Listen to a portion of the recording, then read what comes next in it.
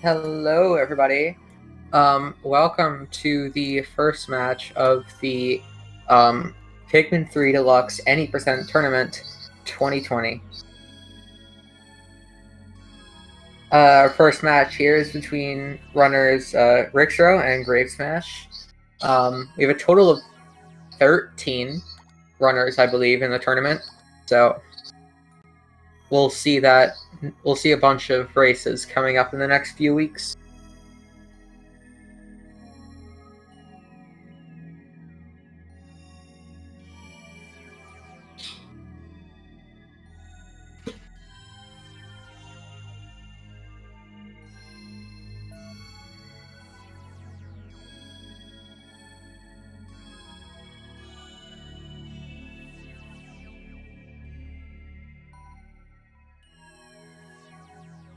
That's right, and this tournament is going to be run on any percent normal, which, if you're familiar with Pikmin 3 on Wii U, is there's going to be a little bit of differences. For example, all of the enemies and bosses will have half health compared to hard and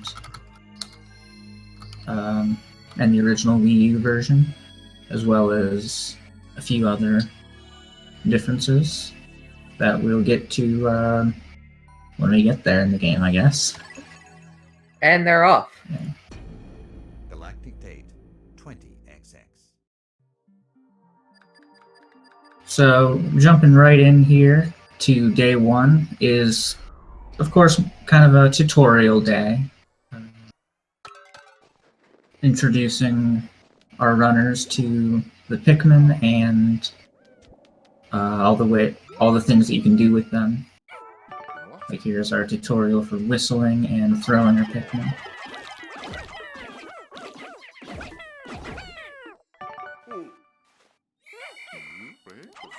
There are a bunch of tiny differences, like in the original Pikmin 3, they would teach you how to dismiss there too, but they don't here. It's just a bunch of little things, but we're not going to go over those. We're going to go over the more big things, such as a bunch of glitches they tried to patch and then failed because we just found new ones. Yeah, almost every glitch that was possible in Pikmin 3 we found either still works or we found a workaround that can functionally do the same thing.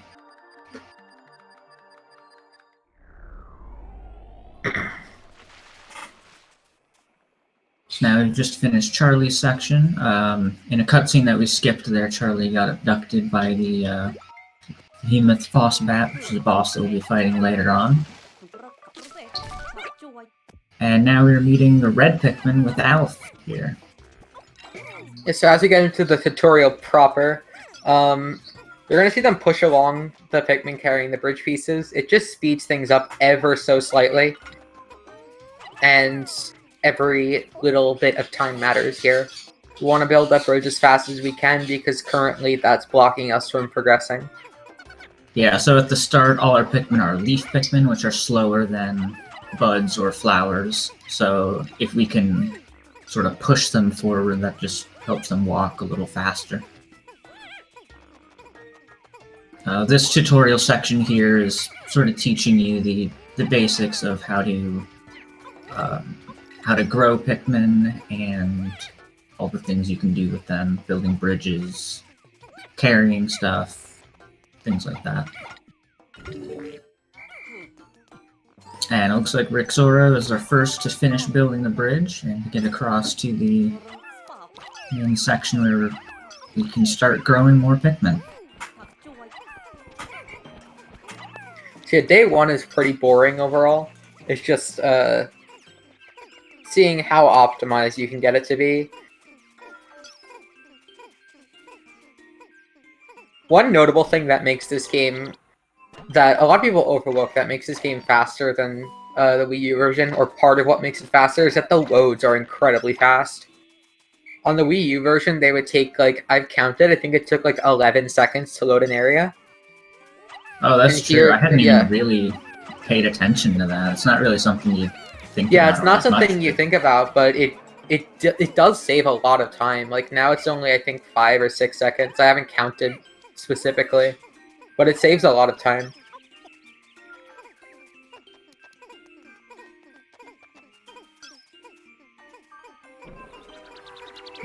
Another big difference in the controls is that on Wii U you had to lock on and then shake the nunchuck to charge with your Pikmin. No, we'll get to that when they teach the charge tutorial. Right, sorry, we haven't gotten there yet. I mean, they can still do it before the tutorial, but yeah, like they'll charge the box here. So charging works a bit differently. Actually works very differently than the Wii U version.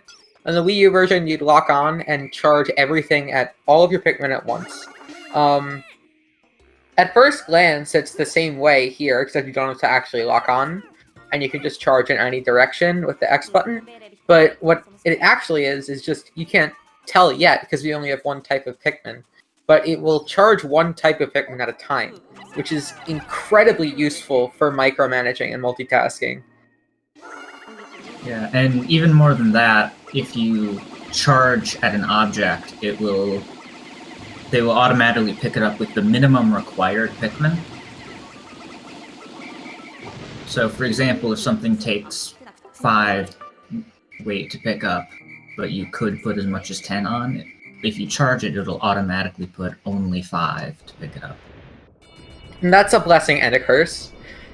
For stuff like all fruits, where you want to minimum load them just so you can use all the rest of those Pikmin, then it's really nice. But for stuff like any percent, where everything we're carrying we want to be max loaded, it makes it a bit more difficult to actually get things max loaded. True, especially considering the problems that sometimes happen with the grabbing mechanics in Pikmin 3. Pikmin like to not grab onto objects and just run in front of them.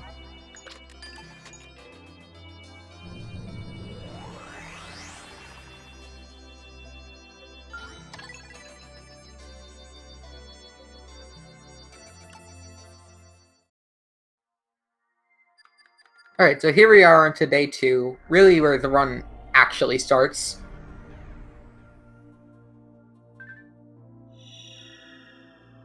So right off the bat here, we got, we of course get to keep the 21 Pikmin you've grown on day 1, and right off the bat we'll be seeing a lot of stuff happening really quickly. The goal of this first section is to just build the bridge as quickly as you can. We're going to be really quickly breaking down a gate, growing Pikmin, working on the bridge, all at the same time here. Yeah, I think this beginning part of day 2 is just like a great example of how much you can multitask in this game. And we don't even have multiple captains yet. Yeah. Okay, this is actually this is probably the biggest example of multitasking in any percent, to be completely honest. Yeah, it kind of is. Typically in any percent, what we'll see is just go straight to the goal, straight to where the boss is, and sort of ignore everything else. As you'll see, our runners are also throwing Pikmin across the bridge to have some of them start on breaking down this gate for later.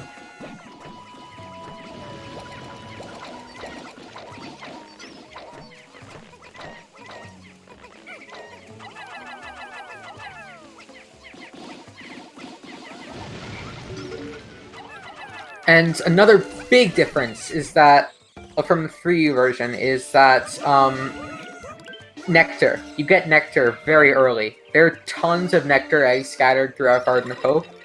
As you get onto higher difficulties, there are less eggs, but they do still exist until you get to Ultra Spicy. And yeah, they're just having the nectar. Flower Pikmin are incredibly fast compared to their leaf counterparts. Yeah, and having access to Flower Pikmin this early is a huge... it makes day 2 especially go a lot faster.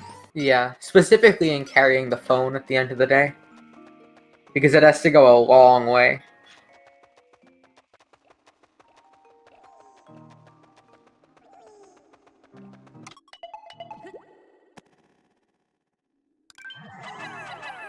So Rixoro is in the cave here where we meet our second type of Pikmin, the rock Pikmin. Right after killing this enemy here, we get to meet rock Pikmin. So rock Pikmin, as you can see, can be used to break crystals and crystal gates and things like that. And in addition, when thrown, they do heavy impact damage as opposed to latching on and hitting things repeatedly. Mm-hmm. Which definitely has its uses. Another big difference, I would say, one that you wouldn't notice that often, but is definitely a big difference, is that originally in the Wii U version of the game, if you like threw rock Pikmin at something, they would only hit it with full force the first time they hit it. But in Pikmin 3 Deluxe, then they always hit it full force, even if it's like not being directly thrown or charged at an object. Yeah, that's another very welcome change, if I might say so myself.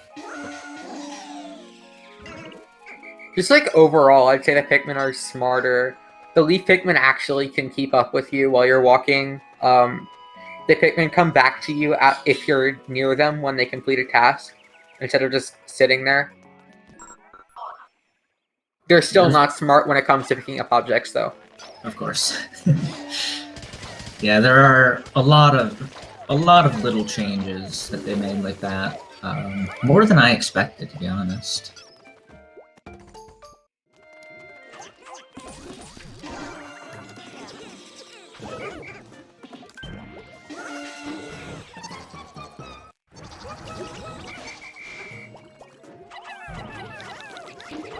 So yeah, because of how fast Flower Pikmin are, we kind of had to change the Day 2 route a little bit, just because of how fast the phone gets back.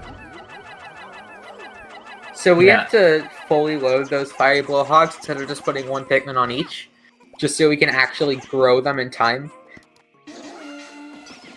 That's also helped out by the fact that bosses have less health, so it's okay to go into the boss fight with a few less Pikmin. It's not even just bosses. Every enemy has half the health it had originally. So what they call hard mode is basically equivalent to the Wii U version, except it is a little bit easier with those added quality of life changes and some extra nectar in Garden of Hope.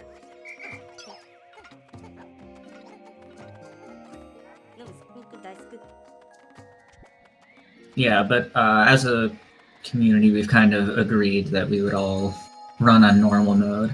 Yeah, if it's faster and it lets us use it, then we're gonna do it. Yeah, why not run on the fastest difficulty, I guess, is the main... Yeah, so we're gonna see hopefully a quick kill on the Maldad if it behaves. Yeah. He's gonna whistle off at a certain point. If the Maldad is below a third of its health, it'll go up and just not be able to be attacked for a little bit. What happens is the game does not check if the boss should die unless it is fully on the ground. So we just use that to our advantage and call our Pikmin off, wait for it to be on the ground where it can die, and then kill it. Yeah, so let's see if grapsmsh can match that boss fight. So that was a really good boss fight for Rixoro. There is a certain pattern he can give you where he'll wind up going above the front door and stopping there. If you don't like anger him, then and you do have to like just let him do the thing and it's faster. Yeah, like the pattern that Grape got right there. It's faster to just let him be angry, or else he would stop above the front door and that would be incredibly slow.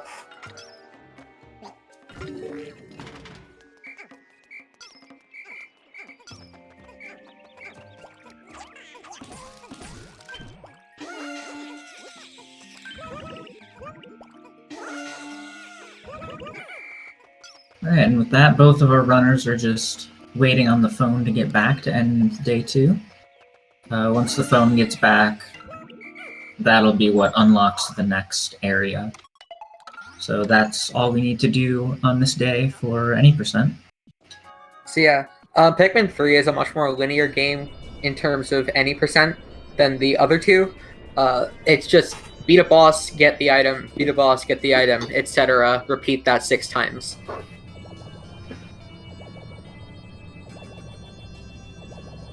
Yeah, exactly. And on day 3 coming up next, we'll really get to see a taste of how broken this game can be. So, I guess before we get into day 3, I mean, there is a few minutes before we actually get to see the glitch, but does Rixoro do SSD or does he do the easy strat?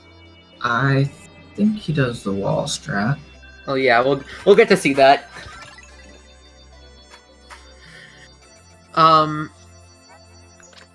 So yeah, just another incredibly small thing that you wouldn't notice. The captain's models are smaller. They're ever so slightly smaller than they are in the Wii U version, and to compensate for that, they made their running speed ever so slightly faster. We can abuse that. Yeah, we'll see that shortly, I believe. There's a couple different methods to get out of bounds in Distant Tundra here, but our main goal is the same regardless of how we get out of bounds, is basically to skip all the intended stuff and go straight to the boss. But first you have to grow some yellow Pikmin.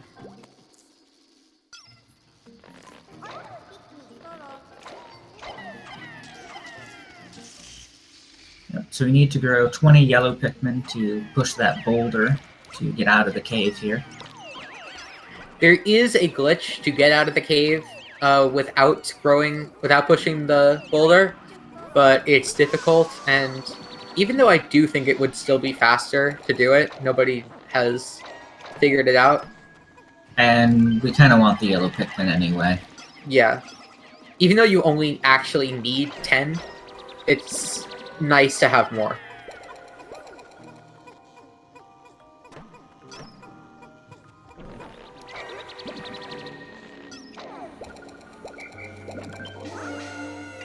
So Rixoro is trying to pause that 5 pellet for a second to try to manipulate how the seeds come out of the onion a little better.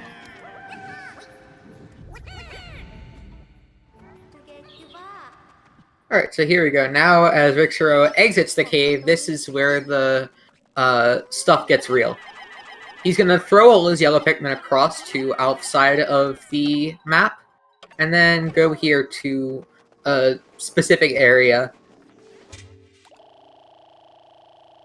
Now, you might think, what's so special about that spot that he wants to go there? Well, you'll see. First, Alpha's going to call all those yellow Pikmin, and one's going to start drowning, and we're not going to care about it. Meanwhile, so if you we're just going to walk up the the right wall. spot, you can just walk right up that wall. It's not even precise.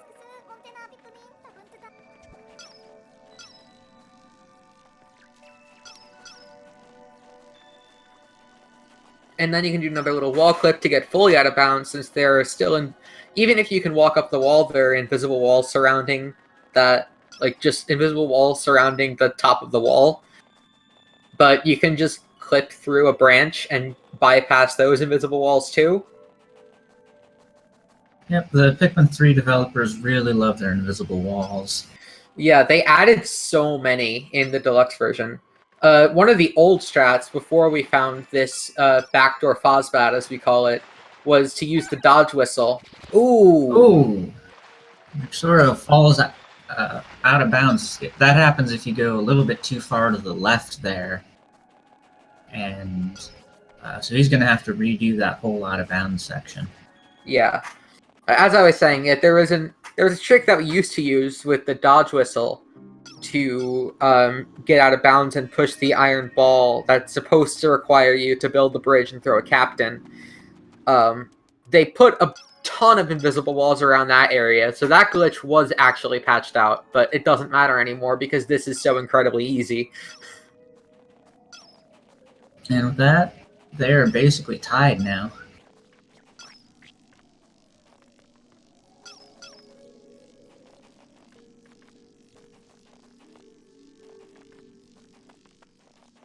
This clip on the route here can be a little finicky. Looks like Rixoro's having a little bit of trouble getting it again.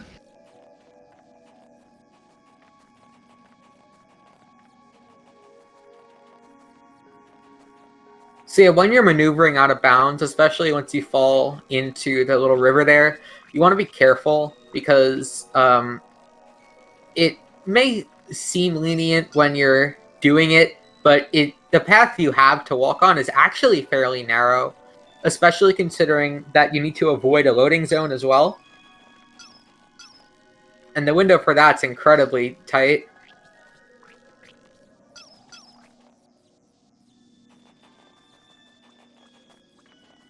Meanwhile, Grape here, we're going to switch to his audio because he's ahead.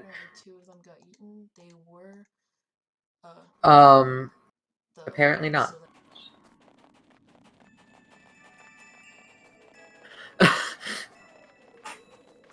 So yeah, Grape's first to enter this fight. Normally you want to light a big light in the middle of this room to make the boss weak.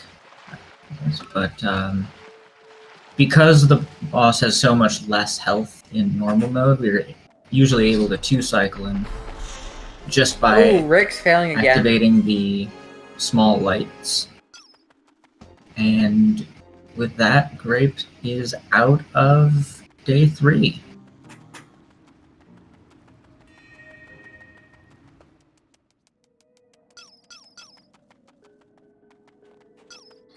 So yeah, about the Fozbat fight. Fozbat is not specifically damage capped, but it kind of is. Like, after it takes too much damage, it'll wait till a certain point in its animation cycle and then shake everyone off. So we take advantage of that and attack it at the best point in its animation cycle, specifically when its right wing hits the floor. And that gives us the most time to get damage in, and hopefully do 2/3 of its health, which is pretty much the maximum we can do. And as long as you're able to do at least half of its health each time, you should still be able to get 2-cycle fight, which is the best you can really hope for.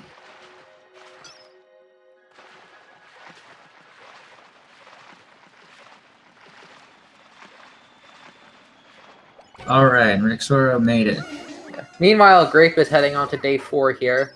Going to Tropical Wilds. Uh-oh. Uh-oh.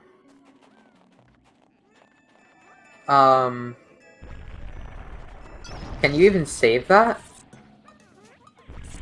It might have to start day 3 over at this point, I'm not sure. Yeah, I don't think you can save that. Because you can't, there's a story trigger blocking captains from whistling each other. Right. So, here on grapsmsh, we're, there's a clip here that, if Charlie sets a captain down at just the right angle, he can clip them out of bounds and get Brittany to reappear up on top of the bridge there. Yep. And the path to the boss is right up there, so that's where we'll be going next. Even without glitches, this would be an incredibly fast area. Yeah, this so is a little bit precise of a clip, but manages to get it. The dev team actually did try to patch this type of clip out, what we call Charlie clips, since they're easiest to do with Charlie because he's large. What we call Charlie clips. So it used to be that, well, in the original Pikmin 3 Pikmin 3U was what we call it. the captains would always be left exactly behind, where, like, if you whistled while you were holding a captain, they would just be dropped where they were. So behind the active captain. Unless there was, like, a wall directly there. So we could, like, abuse little gaps in collision where there weren't walls. In Deluxe, they added sort of, like, a failsafe for that to check again. So, like, if it's... I don't know exactly how it works, but it's essentially weird. if they're out of bounds, if they're through a wall. If there's, like, quote-unquote out of bounds, I don't know how it checks for that, but if it is, then it will place the captain in front instead. It didn't work for them. But well, it did, because none of the old ones work, but we just found new ones. Yeah, there are still instances where it can work, and we've found those pretty quickly.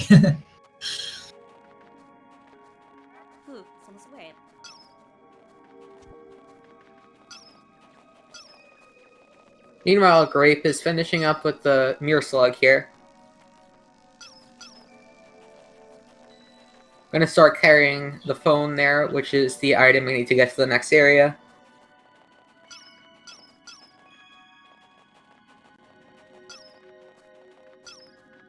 And all that's left on day 4 is to wait for that phone to get back.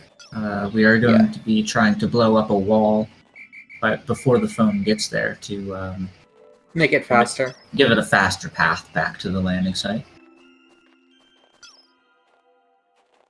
And we do need to collect this fruit that's down there as well. We need a certain amount of juice to survive to the end of the game.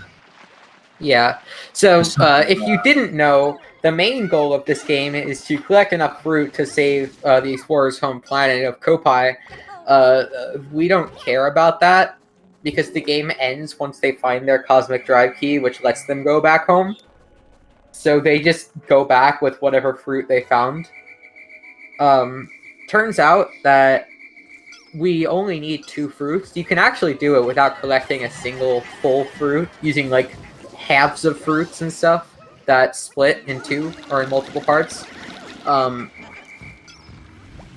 yeah, so we wind up needing 3 extra days of juice, since you start with 3 and the last day doesn't require any. So you need 6 juice total. So this fruit here gives 2.5, and the strawberry back in Garden of Hope gave 1, which is enough to get us through and avoid a cutscene that happens at the beginning of the day if you have exactly 0 juice. We used to get the cherry in Distant Tundra, which was right next to the landing site, which we didn't need. Well, no, yeah, what am I even trying to say? You only needed the half a thing of juice, but it would play a cutscene at the start of day 7 since they had exactly 0 juice. We figured out that if you even have half a thing of juice, then it won't play that cutscene, so that saves like a second or 2. And with the new routing for day 3, it would be slow to get that cherry anyway. Mm-hmm.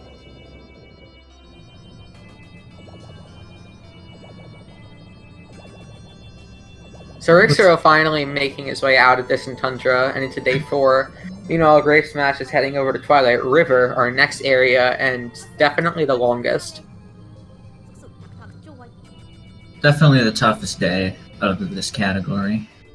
There's going to be a lot of tough glitches on day 5 here. Starting right off the bat, we're going to get to early wing Pikmin. So we're going to do another Charlie clip to clip Brittany up to where the wing Pikmin are. If you remember, I'm sure almost everybody knew this glitch in the original Wii U version since it was found on day 1. You could just, like, walk through the wall. You can't walk through the wall anymore, but you can still do a Charlie clip to get at least 1 captain up there, which is enough. Having a little trouble with the Pikmin numbers there. Took out 100 at first. But since we need to be growing wing Pikmin, we can't have 100 in the field. Yeah, we're gonna wind up growing 22. Faster routes only grow 17, but that's only a little bit slower. And 22 is definitely a lot safer. Yeah, having the extra 5 wing Pikmin helps out a lot for the boss fights.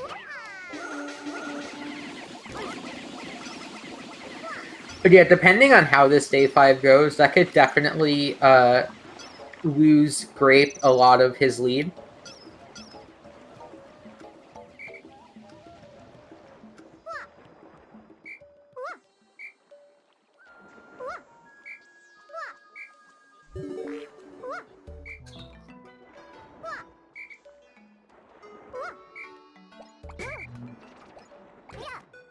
And Rixoro getting his day 4 Charlie clip.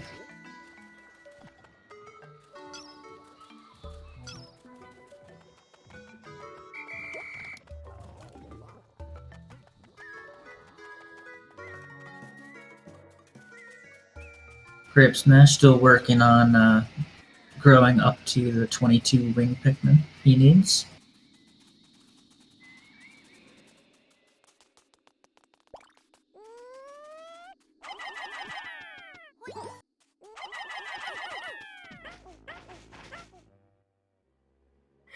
This is about the point where I would say, oh, we don't have anything else to say right now, so it's time to read out some donations, but this is not a marathon.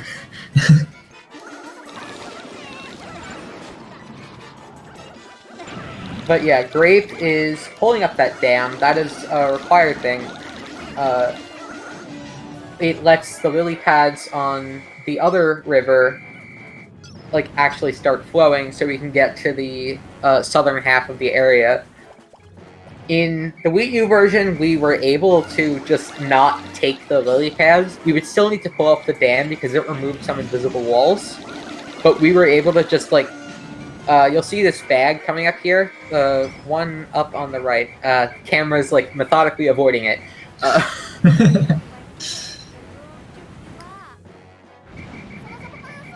Yeah, but yeah, right up there, you could just like throw Pikmin up and charge them onto it. Unfortunately, they patched that out by just having the invisible wall stay there. So that's the only skip that we haven't found a replacement for yet. But it's not a big deal. We can just take the lily pads since we're pulling up the dam anyway. Yeah. So grapsmsh is going to presumably send his yellows to charge this strange-looking plant here, and these will give us spicy sprays. Yeah. So those plants, if you for whatever reason wanted to know what they're called burgeoning spiderworts. They grow ultra spicy berries, which collecting 10 of them will give you an ultra spicy spray, which will, if used on your party of Pikmin, will flower all of your Pikmin and temporarily give them a boost in attack and attack speed. And we're going to be getting 20 berries, 2 sprays, which we will use on 2 of the boss fights. Oh, so what's happening right now is Grape pulled this persimmon out of its little thing.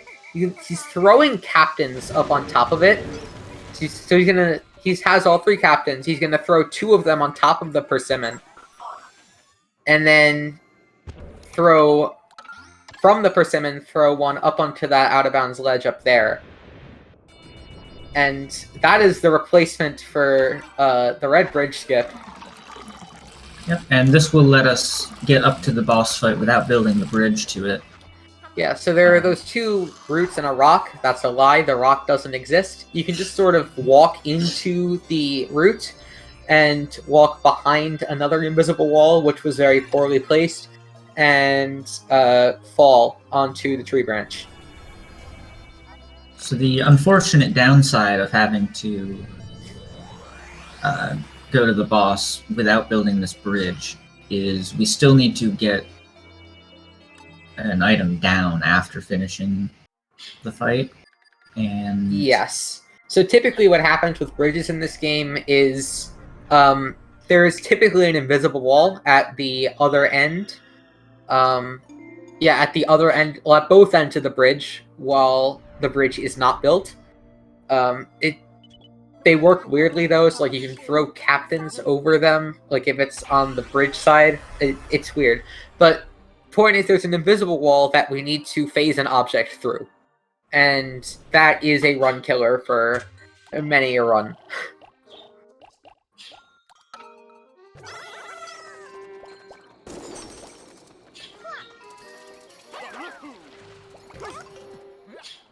So it looks like grapsmsh is not opting to kill any of the little guys, the little scornips. Yeah, so if you kill enough of them, I don't think anyone knows how many. If you kill enough of them, then the boss's next attack will start immediately, instead of having to wait. But if you look here, you'll probably be sitting here waiting about 10 seconds for the next cycle. We can skip this entire waiting around if you kill enough of them on the previous cycle.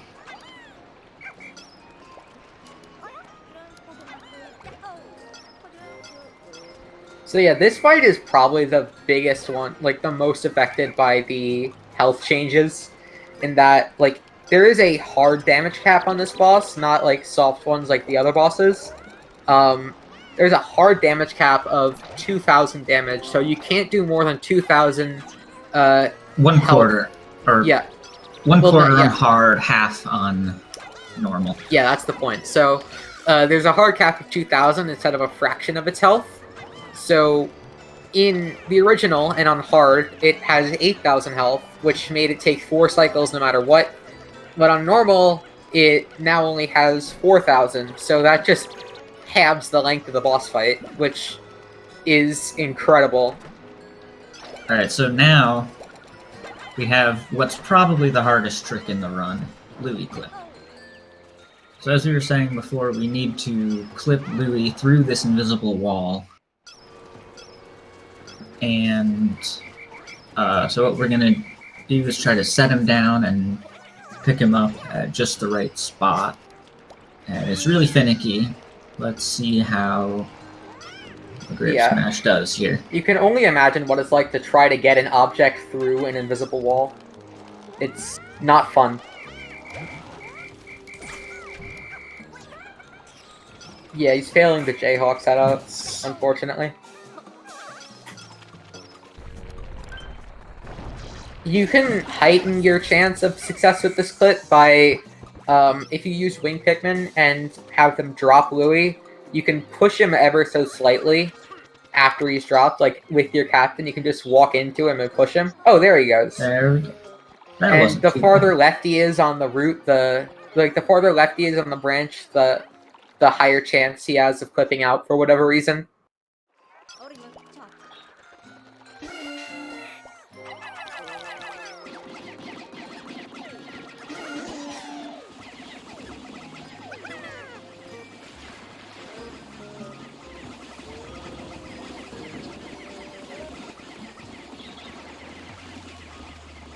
So yeah, now,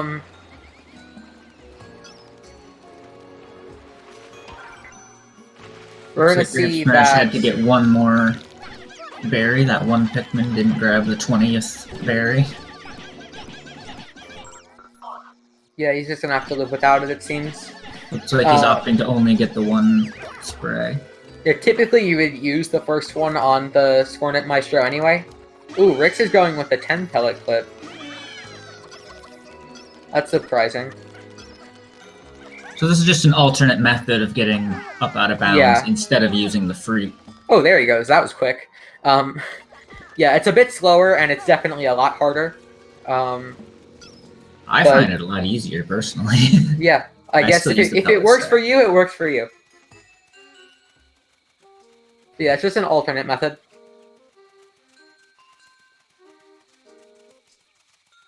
But you might have seen on Grape's screen that a bunch of Pikmin were just stuck at the base of the blue bridge near the onion. I don't know why that happens, but like they apparently changed some of like the routing files or something, because they just have no clue where to go after after like putting their berries back into the onion. Yeah, so what's supposed to happen is Yeah. they're supposed to carry those berries back to the ship and then return walk to back the the plant. And there is definitely a path that they can take, but they seem to not know that that path exists. And they just stand there at the foot of the bridge, which is good and bad. It's good because we don't have to leave any Pikmin behind, just from not knowing where they are necessarily.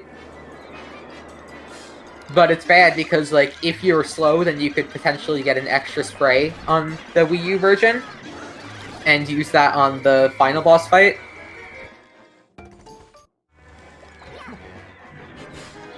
Okay, so here we go on Rixoro's screen, doing that faster version, killing all the Spore Nets, and using the spray on the fight as well, making just not having to wait until the end of the Maestro's attack before killing it. Looks like Rixoro opted to grow 17 wings as well. I didn't see. He might have grown 22 and only had 17 on the field. That's something I've seen a few people do.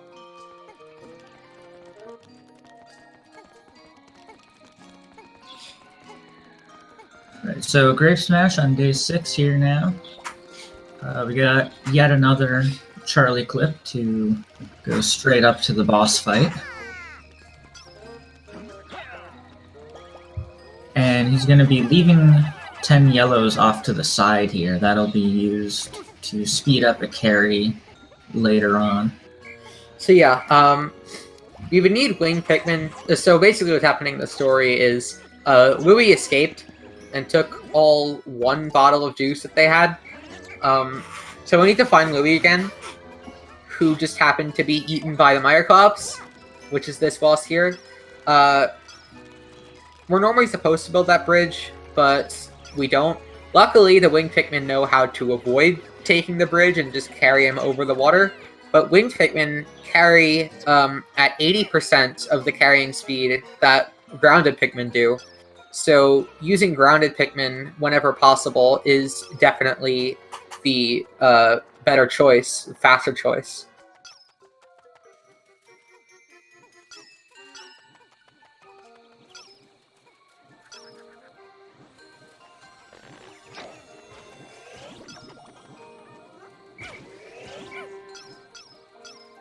So this boss has another damage cap at about 1/3 of his health, but if he's... Well, this isn't a hard damage cap. This is just he will shake off your Pikmin at at every third of his health, then try and it's not a hard damage cap, so you can still do damage afterwards. But if he's far enough in the animation of trying to eat your Pikmin, that damage cap actually goes away entirely.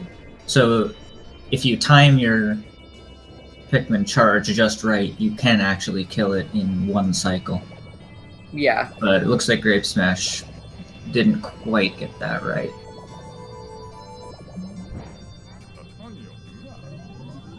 Or two cycles, you're gonna not start bad. carrying Louis with Rock Pikmin, since those are much faster than the Winged Pikmin. Not that they're faster than other Pikmin, it's just that Winged Pikmin are slower. Also gonna kill this crab, or at least get rid of its claw, since it can't hurt any Pikmin or kill them.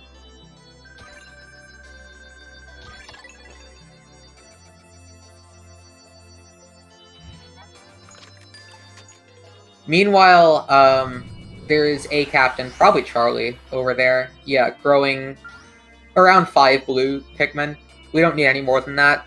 The only reason we have to discover blue Pikmin at all is to remove an invisible wall that blocks the loading zone to the boss of the area. But to be fair, blues are helpful in the Yes, final they are boss helpful, fight. but it would be faster to not get them if we didn't have to.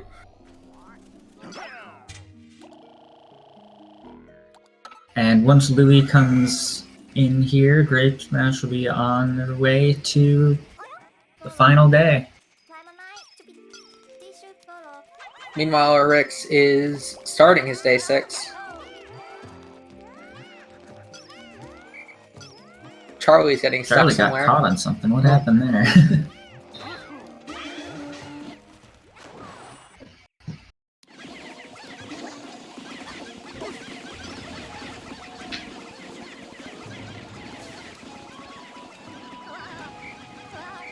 Yeah, so while Rix is doing the things we've already explained, and Grape is going through his whole end of day cutscenes, let's just sort of explain what happened. Like, the deal with Day 7, it's a Formidable Oak, the final area, is very different from every other area in the game. Yeah, so the start of it yeah. is kind of like an escort mission. You have to carry Olimar through this maze sort of thing. Yeah, it's like a labyrinth of a cave. We can do a lot of skips through that, but basically what happens is when the Pikmin carry Olimar, they don't know where to go, so they the explorers have them follow Brittany instead. We make heavy use/abuse of that mechanic. And meanwhile, during that whole escort, the boss is chasing you, trying to catch Olimar. And if he captures Olimar, then it's game over. Pretty much game over for us, because it will probably kill a lot of Pikmin and just generally lose a lot of time. Yeah, but if it captures Olimar, then it'll start trying to escape back to the beginning of the maze. And Rixoro's on his Myroclops fight here. Let's see if he can get the one cycle. Looks like he's gonna get it. Perfect. Very nice fight. So yeah, and after that whole escort mission, once they finally reach the end, the final boss fight starts. So we're going to see Grape head up towards the top of the Formidable Oak right now, which is not actually an oak, but rather a termite's nest. Yep, and we're going to get our first glimpse of what the final boss is going to look like. It's this gold, it's called the Plasm Wraith.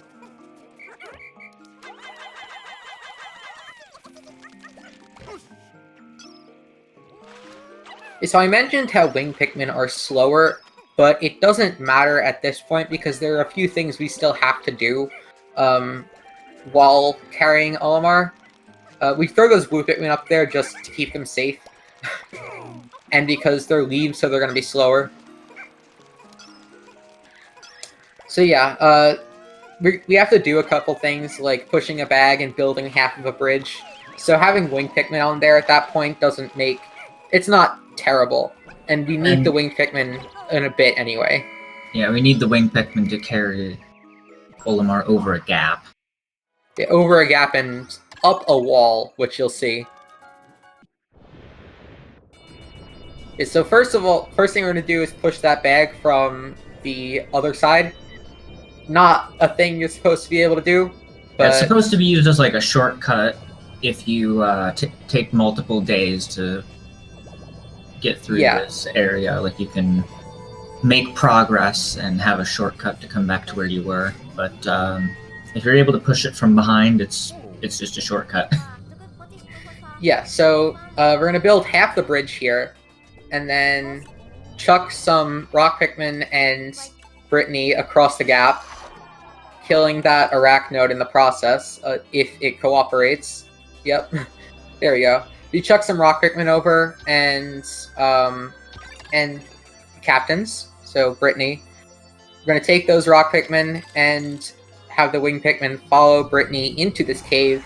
And you may think, well, this cave normally would have a big puzzle with a bunch of these luminous temples and light bulbs. We don't care about that at all, and we can just sort of just walk up that little route right there.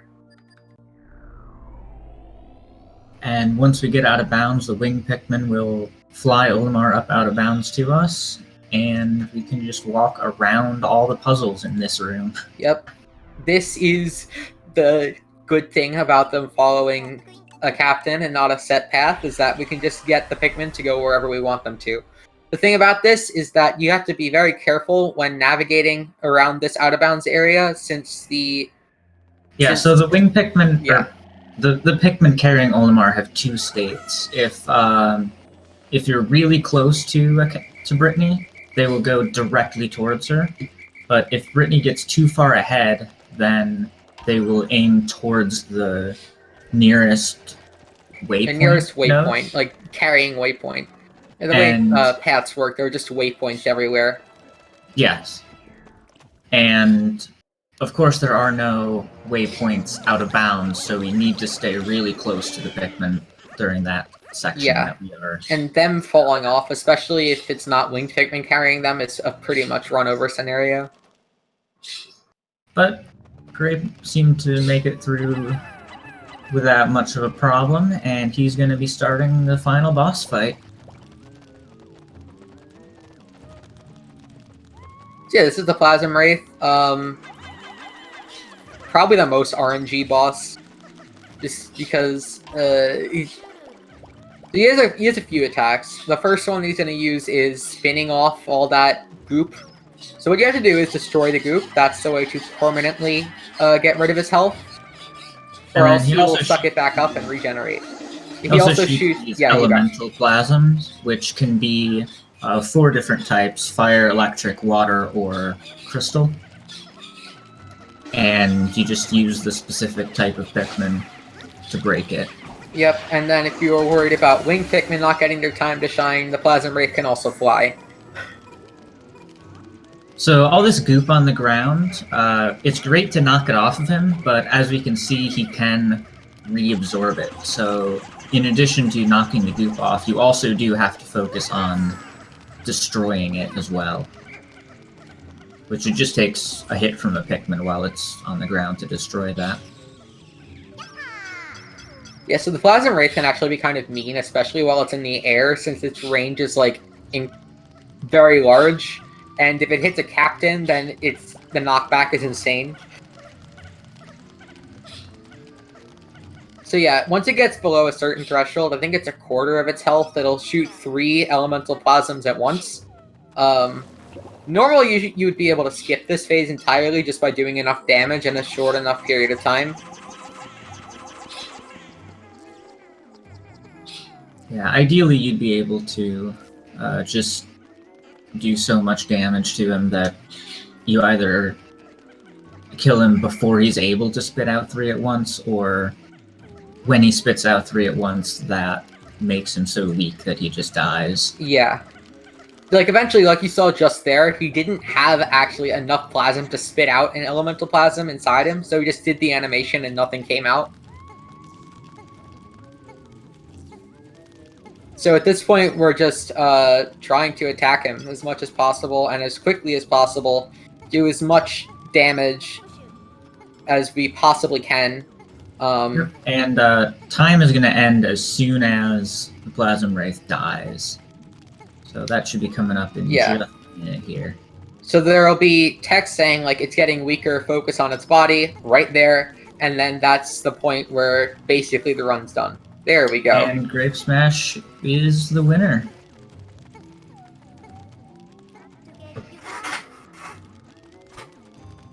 So congratulations to grapsmsh, the underdog, coming out on top this time.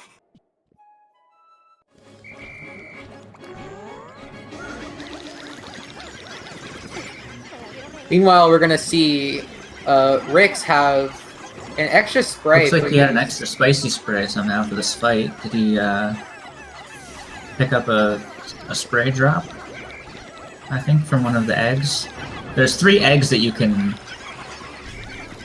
break in Formidable Oak that each have a 20% chance of dropping a spicy spray. So there's a little bit of luck. So the spicy spray gives, as you can tell, this fight's going a lot faster. It gives a ton of extra damage.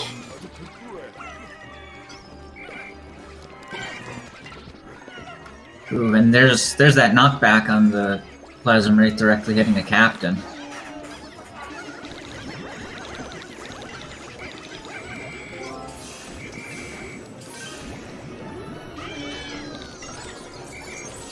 Ooh, double crystal and water. You hate to see it. Oh, that's rough. That's like the worst possible. Apart from maybe 3 crystals.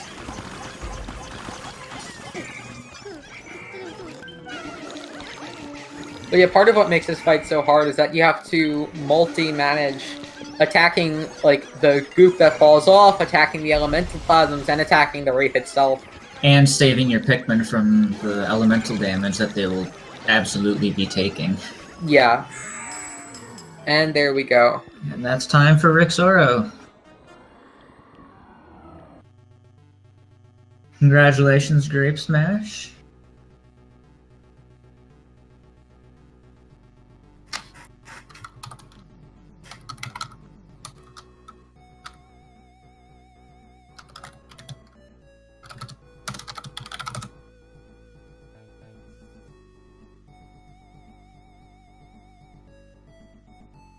Hello. Hello, congratulations. Thanks.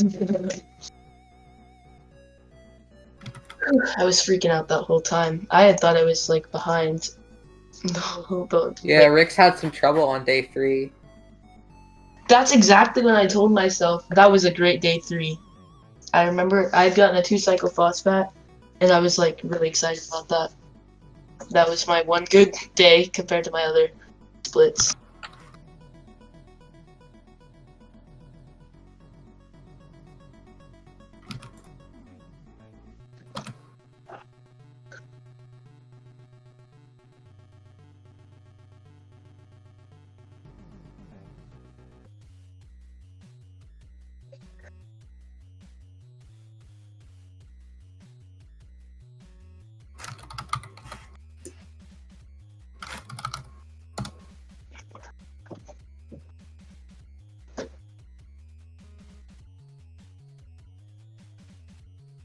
We're gonna see if we can get Rick's in.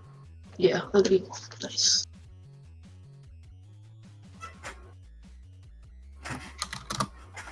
Hello. Hey. Hello. Hi.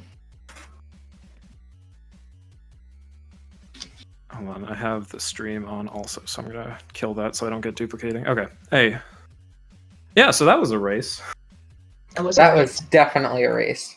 I feel awful about my day 3. Yeah, that day 3 was a little rough. A little? I think a little bit of an understatement. Did he fall into the loading zone into the back area? I did that multiple twice. things happened. And then I messed up. Hold on. I want to turn the game off. There we go. I then walked over where the bag was when I was trying to whistle the Pikmin in.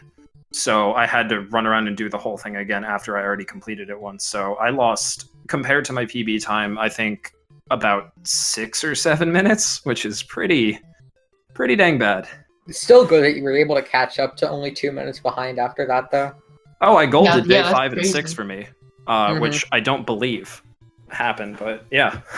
For my PB, I got like still like 30 seconds after my PB, but like I'm just get this a lot of the time. Every time I've been trying practice runs, I get around this time. So yeah. Yeah, but hey, congratulations, you won. I am surprised though that even with all those follies, it was still like relatively. I'm very surprised. Close. Actually, no, I'm not surprised. Oh, I thought it was gonna be more of a blowout after me failing that trick so many times, and I didn't want to pull up the stream to just compare because I didn't even want to know, because it would have killed my spirits. If that was with me doing that normally running, I would have just given up and restarted the run. But it's a race, and I don't know if anyone else in watching saw just when I ran over past the bag, and I'm like, okay, I'll just whistle back to the captain, throw them over and do it again, and then I realized that I felt couldn't. so bad. I was so close to just quitting right there, but I didn't want to. I could see the rage in the game. Yeah, no. The rage came from messing up the trick so many times. Sadness just filled me there when I tried to whistle and I just couldn't whistle the captain because we're breaking the game. Mm-hmm. Anthony is asking, Rixoro, why do you go for the pellet? Which pellet? The one on day 5. Day 5. I didn't have 18 wings. Oh, yeah. Yeah, you can't do the persimmon trick unless you have 18. And I was a bit slow with what I was doing there, because I just started doing the 17 strat before, because usually I would get the 5 pellet.